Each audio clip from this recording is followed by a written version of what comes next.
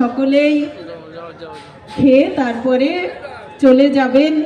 12টা 1-এ আমাদের তৃণমূলের 28তম প্রতিষ্ঠা দিবস, সেটা ফ্ল্যাগ উত্তোলনের মধ্য দিয়েই আমরা পালন করব। 1998 সাল 1 জানুয়ারি মানবিক মুখ্যমন্ত্রী মমতা বন্দ্যোপাধ্যায় তিনি এই তৃণমূল কংগ্রেস দল প্রতিষ্ঠা করেছিলেন।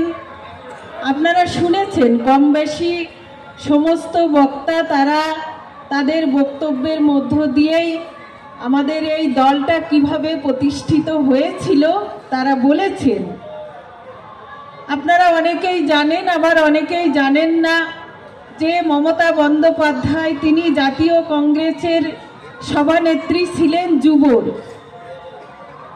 তিনি বুঝেছিলেন যে এই কংগ্রেস দলে থেকে বাংলা এবং বাংলার মানুষকে তিনি ভালো জায়গায় নিয়ে যেতে পারবেন না, এবং বাংলা এবং বাংলার মানুষকে বাঁচাতে গেলে, সিপিএমের হাত থেকে বাঁচাতে গেলে তার একটা পৃথক দল দরকার, একটা পৃথক মঞ্চ দরকার।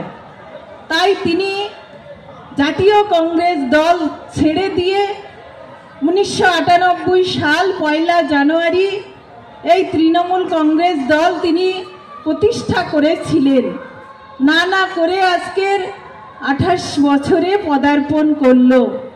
আমরা বিগত বছরের ক্লেশ গ্লানি দূর করে নতুন বছরের নতুন নতুন ভাবনা চিন্তা নিয়ে সবাইকে সম্মান দিয়ে আমরা এগিয়ে চলব, এটাই আমাদের সংকল্প থাকবে।